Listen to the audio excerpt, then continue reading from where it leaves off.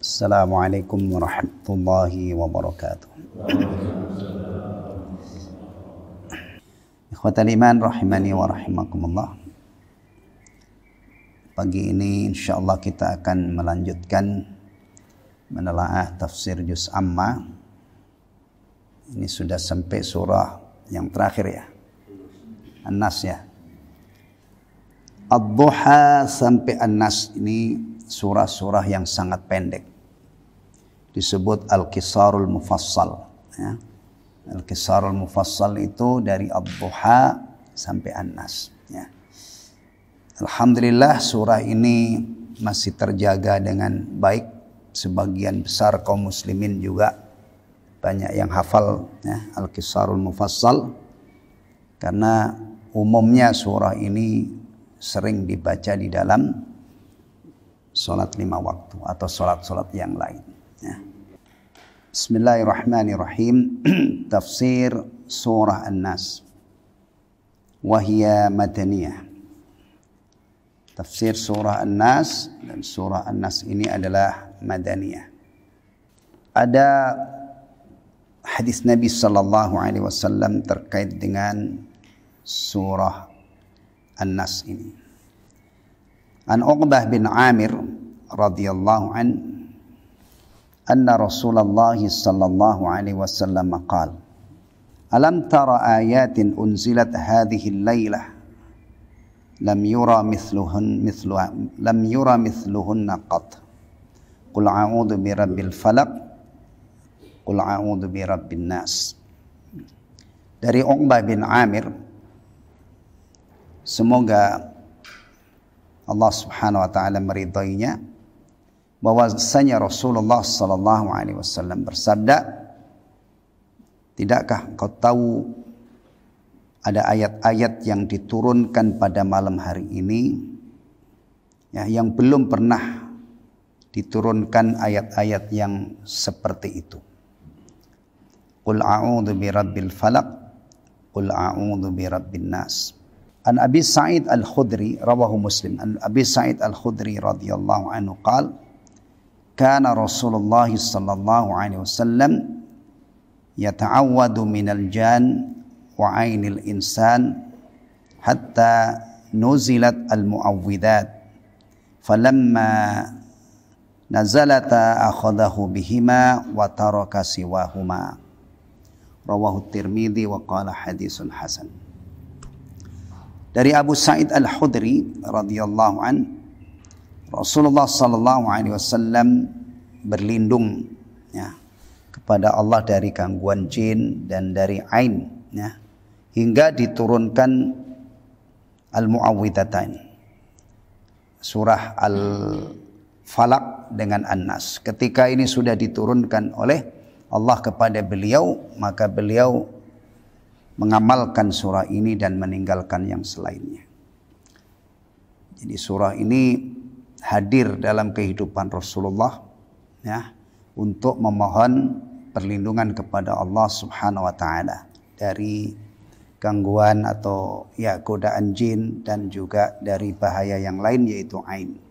Kemarin ada penjelasan ya tentang ain. Ain itu adalah tatapan mata yang penuh kebencian atau penuh kekaguman yang bisa membahayakan ya, seseorang. Ya. Ain itu hak, artinya benar adanya, sebagaimana sihir itu juga benar adanya. Ya. Dan solusinya adalah berlindung kepada Allah Subhanahu wa taala dengan membaca surah Al-Falaq dan An-Nas, dan juga Al-Mu'awwidat atau ta'widat yang lain ya. Baik.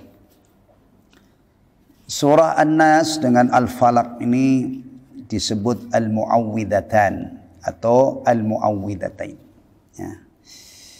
Juga disebut Al-Muqashqisatan, yang bisa merontokkan atau mengikis ya. Surah Al-Kafirun dengan surah Al-Ikhlas juga disebut Al-Muqashqisatan, yang bisa mengikis, bisa merontokkan kesyirikan. Jadi kalau orang itu membaca surah Al-Kafirun dengan surah Al-Ikhlas, faham maknanya, meyakini apa yang terkandung di dalamnya, maka itu bisa mengusir, bisa merontokkan syirik. Ya. Dan alhamdulillah surah-surah ini hadir dalam kehidupan seorang muslim, ya, dalam kesehariannya. Al-Kafirun dengan Al-Ikhlas dibaca di rakaat al-fajr atau salat sunat yang lain. Al-Falaq dengan An-Nas ini banyak, ya, kesempatan hadir dalam kehidupan kita. Zikir ba'da shalah, zikir pagi petang, ya. Juga termasuk juga ayat kursi. Alhamdulillah, ayat yang paling istimewa di dalam Al-Quranul Karim. Ayat yang paling istimewa dalam Al-Quran. Surah Al-Fatihah, salah satu namanya adalah As-Sab'ul Mathani, 7 ayat yang diulang-ulang. Alhamdulillah, dari Al-Quranul Karim ini ada ayat-ayat tertentu, surah-surah tertentu, ya, yang apabila kita mengikuti Nabi SAW dan mengamalkan apa yang beliau contohkan, maka surah-surah ini hadir dalam kehidupan kita. Kita jadikan sarana untuk memohon perlindungan kepada Allah Subhanahu wa Ta'ala. Ini satu nikmat yang luar biasa. Biasanya orang kalau bicara membangun pertahanan, nah itu mahal banget, ya, mahal banget. Dan antum bisa perhatikan sesuatu yang paling mahal di dunia ini termasuk senjata. Negara-negara maju, negara-negara kaya itu kalau membangun sistem pertahanan itu biasanya menggelontorkan berapa itu? Pasarannya berapa? Wow, ribuan triliun. Nah, tapi alhamdulillah dalam agama kita ini untuk mendapatkan pertolongan, perlindungan dari Allah Subhanahu wa Ta'ala. Nah, itu cuman baca-baca aja. Nah, alhamdulillah baca ayat kursi, al-mu'awwidat, ya. Ya, Al-Falaq, An-Nas, ya. A'udzu bikalimatil tammati min syarri ma khalaq. Bismillahirrahmanirrahim. La yadurru ma ismihi syai'un fil ardi wala fis samai was samiul 'alim. Ya. Dah. Ini andalan kita. Ya. Baik. Kadang-kadang ada juga orang ingin mendapatkan keselamatan. Itu macam-macam usahanya. Mau ada yang jimatnya itu banyak banget. Nah, jimat biasanya naruh di mana, Pak? Nomor jimat itu, Pak. Ada yang ditaruh di gesper, ya, di ikat pinggang itu. Ikat pinggangnya itu melentung itu jadinya kayak piton habis makan. Itu dalamnya jimat.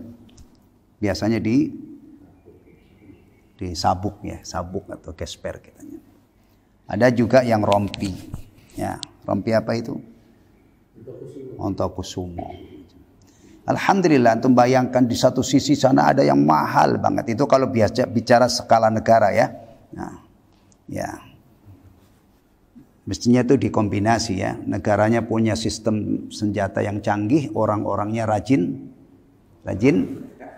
baca ayat kursi, rajinin. Jadi senjata ini untuk ngadepi musuh, ya. Kemudian ayat kursi, kemudian al-mu'awwidhatain dan ta'widhat yang lain, ya, itu untuk memohon perlindungan kepada Allah dari berbagai macam mara bahaya. Ya. Tapi umumnya sekarang ini, ya, begini-begini nih jarang yang merawatnya ajaran ini. Kecuali yang sudah belajar, insya Allah, ya, dia tahu bagaimana caranya untuk mendapatkan perlindungan dari Allah Tabaraka wa Ta'ala yang maha kuasa. Alhamdulillah, ya, ketika kita hidup, ya, menjadikan Rasulullah SAW sebagai teladan, ketika kita hidup dan kita pegang teguh ajaran Rasulullah SAW, ya, maka inilah gambarannya. badan kita bersih dari jimat kemat ya, yang bisa memperosokkan kita kepada syirik. Nah, ya, itu bisa syirik akbar, juga bisa syirik kecil ya, yang bisa menghambat hubungan kita dengan Allah Subhanahu wa taala. Dibersihkan dari itu semua, kemudian kita hadirkan ayat-ayat dan surah-surah yang istimewa. Baik. Ya. Persoalan salat itu ya, kalau tidak dikembalikan kepada menyontoh dan mengikuti Rasul, ya banyak sekali tambah-tambahan. Ya, jadi masalahnya di situ. Kalau beragama ini kita kembalikan ittiba, ya, mengikuti, maka hal-hal begitu itu tidak ada. Saya pernah dengar lagi, lebih parah lagi. Ditambahi juga mau sholat ini, asyhadu an la ilaha illallah wa asyhadu anna muhammadar rasulullah. Mau sholat syahadat dulu. Kemudian baca itu tadi surah apa namanya? An-Nas. Kemudian masih banyak tambahan-tambahan, ya. Kalau umumnya ada juga komando as-salatu jami'ah. Nah, ya, sudah tambahannya sudah ada baca syahadat, sudah ada An-Nas, ada as-salatu jami'ah. Kemudian ada apa lagi? Usolli kada wa kada, ya. Nah, panjang itu rangkaian bacaan. Ya. Begini ini kalau belum faham dasarnya, ya kadang-kadang begini ini dianggap apa? Nah, ya dianggap apa ya, kita membahasakannya apa? Ya sesuatu yang bagus lah gitu ya. Tapi kalau sudah paham cara beragama itu adalah ittiba, ya insya Allah. Antum juga dulu ada yang begitu kan? Ya, ya. Kalau antum praktek sholatnya itu mengacu kepada kitab-kitab yang mengajarkan begitu, pasti begitu. Ya. Iya. Dari wudunya juga sudah nawaitul wudu'a li raf'il hadatsil asghari fardhan lillahi ta'ala. Nanti kalau mandinya juga nawaitu ghuslan li raf'il hadatsil akbari fardhan lillahi ta'ala. Ini panduan-panduan beribadah yang beredar di sekitar kita, yang biasanya dijual, yang sampai kepada kaum muslimin. Ya. Tapi kalau antum sudah belajar misalnya kitab Sifatus Sholatin Nabi, ya tentu akan beda lagi. Jadi orang itu akan mempraktekkan ya apa yang sudah dia ketahui. Itu yang pasti ya. Ma balagha ilai ilmu ya. Maka surah ini tadi yang saya contohkan itu zikir petang, zikir pagi gitu kan. Kemudian apalagi mau tidur ya kan. Tapi ternyata ada kita temukan dibaca menjelang atau sebelum sholat. Nah, yang ini setahu saya tidak ada dari Nabi Sallallahu Alaihi Wasallam. Ya, ini ya dilakukan semata-mata mungkin alasannya kan saya memohon perlindungan kepada Allah dari setan supaya sholat saya nanti tidak. Iya, iya. Tapi sebelum itu jelas-jelas terperdaya oleh setan kan. Iya, iya. Baik. Hal-hal begini ini harus ditangani dengan baik ya. Kalau menginginkan kebaikan dalam umat Islam itu harus ditangani dengan baik, yaitu melalui dakwah, melalui ta'lim. Dan yang namanya dakwah itu dikemas dengan adab dan akhlak. Jadi jangan pernah menangani masalah-masalah seperti ini dengan brutal, dengan kasar, apalagi meremehkan. Apaan itu begitu? Begini inilah ngajak perang, bukan memperbaiki keadaan. Ya, iya, urusan agama itu ketika masih diyakini itu adalah benar ya, itu jangan antum anggap remeh. Ya. Orang-orang yang mengamalkan begitu tuh kalau disenggol istilahnya. Apa itu ada istilah senggol bacok gitu ya. Iya. Itu bisanya. Jadi tolong ya kita berinteraksi dengan saudara-saudara kita yang seperti ini, ya.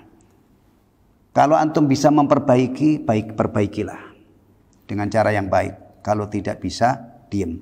Itu lebih maslahat, ya, lebih maslahat, ya. Ya. Baik.